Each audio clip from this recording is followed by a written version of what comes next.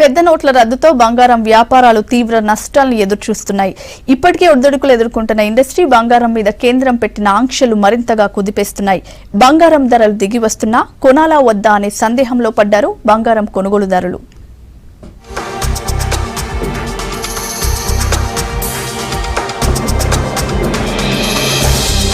బంగారం ధర తగ్గినా కొనడానికి మహిళలు ముందుకు రావడం లేదు. మొన్నటి వరకు చేతిలో చెల్లని నోట్లు ఉండడంతో కొనలేకపోయారు. ఇప్పుడేమో కొంటే ఏమవుతుందోనన్న సందేహంలో ఉన్నారు మహిళలు.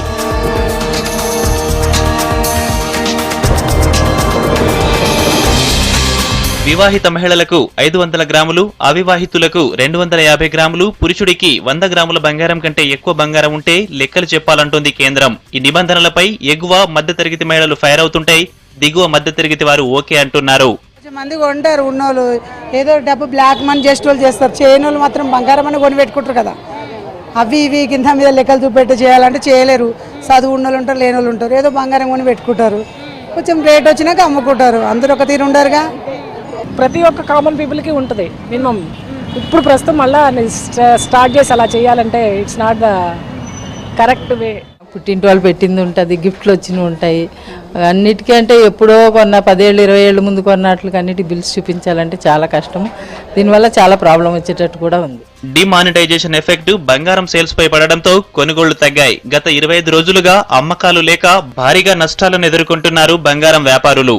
తరతరాల నుంచి బంగారం వస్తుంది, దానికి బిల్స్ కావాలంటే కష్టం. ఇంకోటి బంగారం అనేది 5-6 ఏళ్ళు బట్టి షాపుల్లో కొంటున్నారు. 5 ఏళ్ల క్రితం బంగారాలు అందరూ ఒక అంశాల దగ్గర తయారు చేసుకుని పాత బంగారాలు తయారు చేసుకునే పరిస్థితి ఎక్కువ. దానికి బిల్ కావాలన్నా దొరకదు. కానీ బేసిక్గా చెప్తుంది, ఇలాంటి కండిషన్స్ వస్తే మాత్రం జ్యువెలరీ ఇండస్ట్రీ టోటల్గా వ్యానిష్ అయిపోతుంది ఇండియాలో.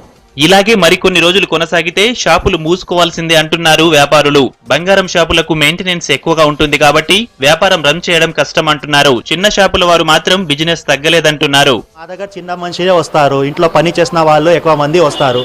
వాళ్ళైతే ప్రాబ్లం ఏం లేదు. వాళ్ళు ఎంతది కొంటారు, 1500, 2000, 3000 వస్తువులు కొంటారు. వాళ్ళకి ఏం ఇబ్బంది లేదు. ఇంకొకటి గవర్నమెంట్ 500 గ్రామ్స్ దాకా గోల్డ్ పెట్టాలి అని అనౌన్స్మెంట్ చేసింది. వాళ్ళు చిన్న మనుషులు ఉంటారు, వాళ్ళ దగ్గర 10 గ్రామ్స్ 50 గ్రామ్స్ కైనా ఎక్కువ గోల్డ్ ఉండనే ఉండవు. మా దగ్గర 5000, 2000 కొన్న వాళ్ళే ఎక్కువ వస్తారు. మా లాంటి చిన్న షాప్స్ కి అయితే ఎక్కువ ఎఫెక్ట్ అవ్వలేదు. మ్యానుఫ్యాక్చర్స్, హోల్సేలర్స్, రిటైలర్స్, డిస్ట్రిబ్యూటర్స్, జెమటాలజిస్టులు, డిజైనర్స్, సేల్స్ మెన్స్ ఇలా సుమారు 6 లక్షల మంది ఈ పరిశ్రమలపై ఆధారపడ్డారని all India gems jewellery trade federation చెబుతోంది. బంగారం కొనుగోళ్లు పెరగకుంటే అందరూ రోడ్డున పడాల్సి వస్తుందంటున్నారు వ్యాపారులు. బంగారం నల్లు తయారు చేస్తున్నారు, ఇది కొంటే మీ ఇంట్లో ఉంటే మీకు ప్రమాదం అని. అటువంటి పరిస్థితుల్లో బంగారం కొట్లు వ్యాపారం లేకుంటే అన్ఎంప్లాయ్మెంట్ మళ్ళీ పెరిగిపోతుంది. ఎందుకంటే ఈ జ్యువెలరీ సెక్టర్లో కొన్ని లక్షల మంది ఎంప్లాయీస్ ఉంటారు. బ్లాక్ మనీ గురించి కావాలంటే వేరే వేరే పథకాలు పెట్టి చేసుకోవచ్చు, కానీ ఈ సెక్టర్ నమ్ముకుని కొన్ని లక్షల మంది బతుకుతున్నారు.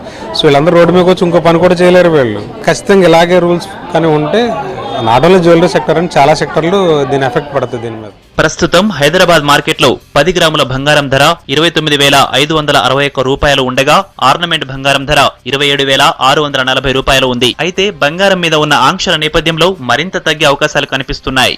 గోల్డ్ రేట్ 20,000 అవుతాయా, 22,000 అవుతాయా, కానీ అది ఏం లేదు.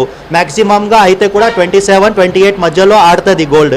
దానికైనా తక్కువకి కావాలంటే దొరకదు కూడా, రావు కూడా. Just a rumour. ఎప్పుడు రేట్ తక్కువ అయినా అప్పుడు జనాలు ఏమనుకుంటారు, ఇంకా తక్కువ అవుతామని కొన్నారు.